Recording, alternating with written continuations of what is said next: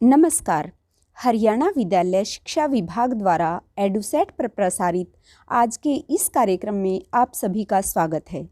आज की इस प्रस्तुति के अंतर्गत मैं आपके लिए लेकर आई हूँ 8वीं कक्षा की हिंदी की पुस्तक वसंत का पाठ 6 भगवान के डाकिए।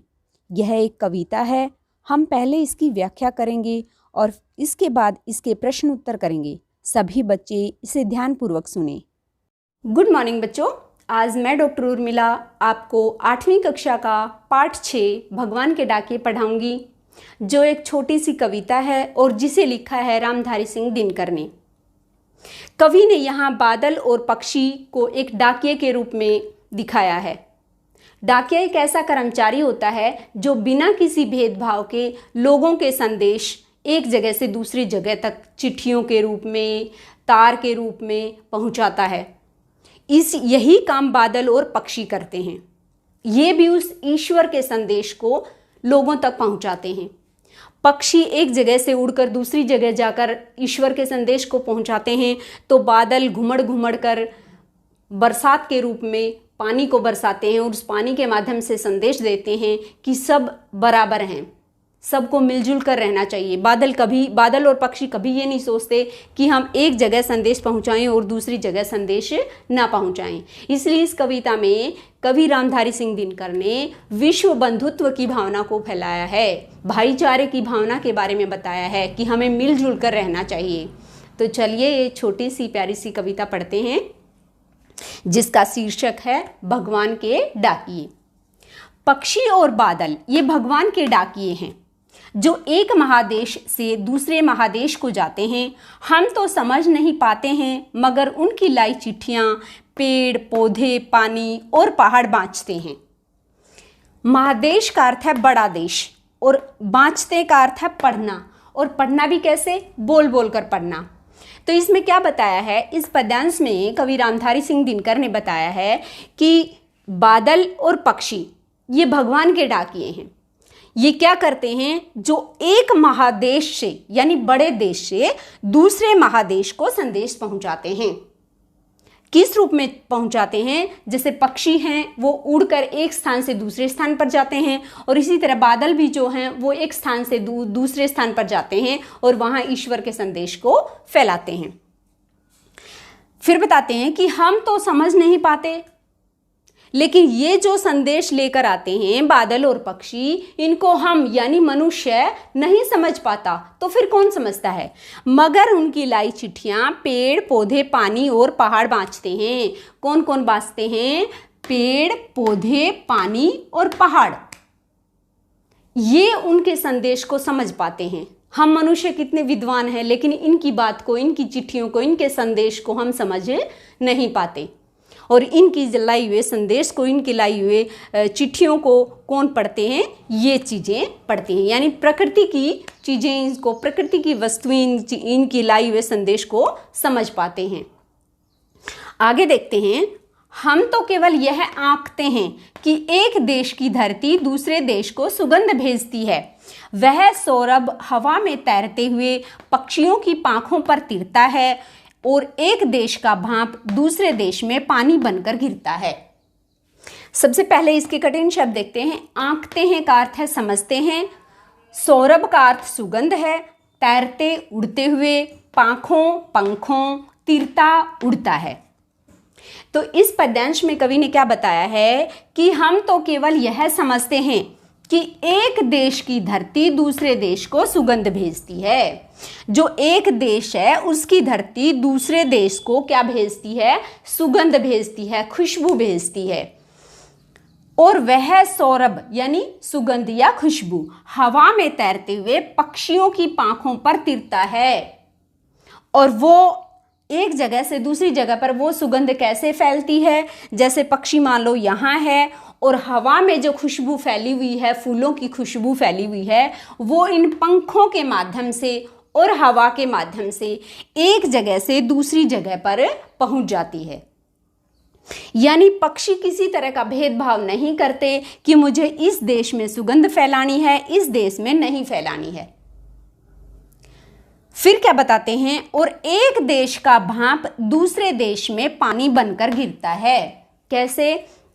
जैसे मान लो यहाँ ये भारत है, भारत में जो समुद्र हैं, समुद्र का पानी गर्म होकर ऊपर उड़ जाता है, भाप बन जाता है, और जब वो और ऊपर जाता है तो ठंडा होकर बादल का रूप धारण कर लेता है। और वो बादल जरूरी नहीं है कि वो बादल भारत में ही बरसे, वो बादल दूसरे देशों में जाकर भी बरसता है। तो इसलिए यहाँ क्या कहा गया है कि एक देश का भाप दूसरे देश में पानी बनकर गिरता है। यानी यहाँ से भाप बना, बादल बना, और वो बादल घुमड़ घुमड़ कर दूसरी जगह गया, और वहां उसने बारिश के रूप में, उस भाप को बारिश के रूप में दूसरी जगह गिरा दिया। इस प्रकार इस कविता में रामधारी सिंह दिनकर ने मनुष्य को यही समझाने की कोशिश की है कि जिस तरह से बादल और पक्षी किसी तरह की सीमाओं को नहीं मानते, और वो ईश्वर के संदेश को सब लोगों तक बिना भेदभाव के पहुंचाते हैं। पक्षी बिना किसी भेदभाव के सुगंध को एक देश से दूसरे देश में पहुंचाते हैं, तो बादल बिना किसी भेदभाव के सब जगह बारिश करता है। इसी तरह मनुष्य को भी किसी तरह की सीमाओं को नहीं मानना चाहिए, पूरे विश्व को एक मानना चाहिए, क्योंकि ये संसार सबके लिए है, सब एक हैं। तो मनुष्य को भी मिलकर रहना चाहिए, और किसी तरह की सीमाओं के बंधन में नहीं बंधना चाहिए, सबके साथ एक जैसा व्यवहार करना चाहिए। थोड़ी सी भाषा की बात कर लेते हैं। इसकी जो कविता है, इसकी भाषा बिल्कुल सरल है, बहुत ही कम कठिन शब्द हैं, साधारण सी भाषा है। और दूसरी बात, हम इसमें एक अलंकार आया है, कहाँ कहाँ आया है, कौन सा अलंकार आया है? पेड़, पौधे, पानी और पहाड़। यहाँ पै वर्ण आया है हर शब्द के आरंभ में। ये जो चारों शब्द हैं, इन शब्दों की शुरुआत किस वर्ण से हुई है? वो है प, प और पै। बार बार पै आने के कारण, यानी पै वर्ण की आवृत्ति के कारण यहाँ अनुप्रास अलंकार है। कौन सा अलंकार है बेटा? अनुप्रास अलंकार।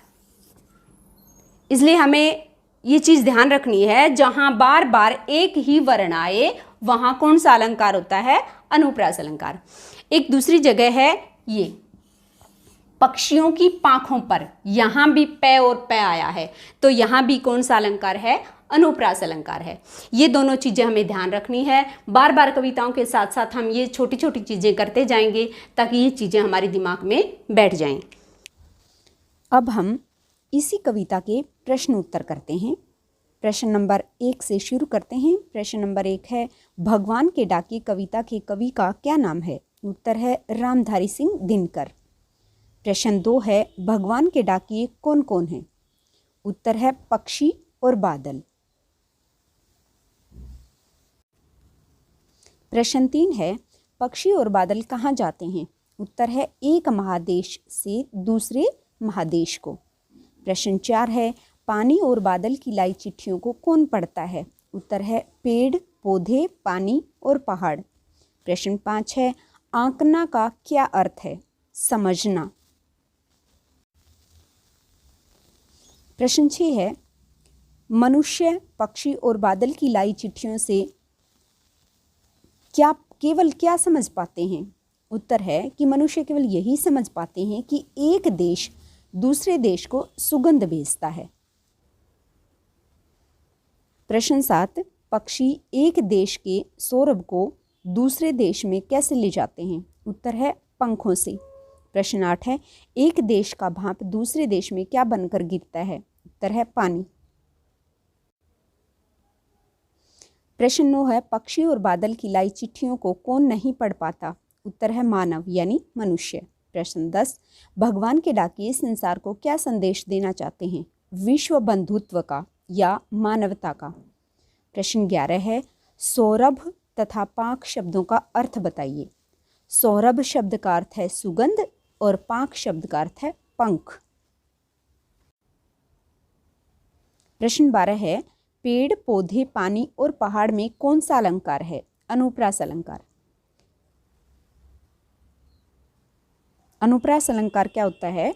जब किसी शब्द के आरंभ में एक ही जैसे वर्ण हो, एक यहाँ पे प और प, पेड़ में भी, पौधे में भी, पानी में भी, पहाड़ में भी।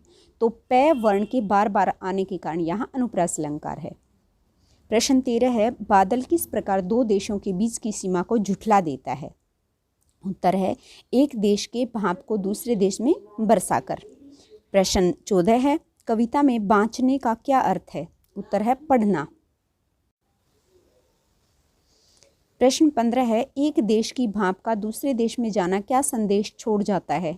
उत्तर है, हमें अपने पराये की भावना त्याग कर काम करते हुए एकता बनाए रखनी चाहिए। प्रश्न 16 है, महादेश का क्या अर्थ है? विशाल देश या बड़ा देश। प्रश्न 17, हम तो केवल यह आंकते हैं, पंक्ति में हम से क्या तात्पर्य है? हम से है मनुष्य।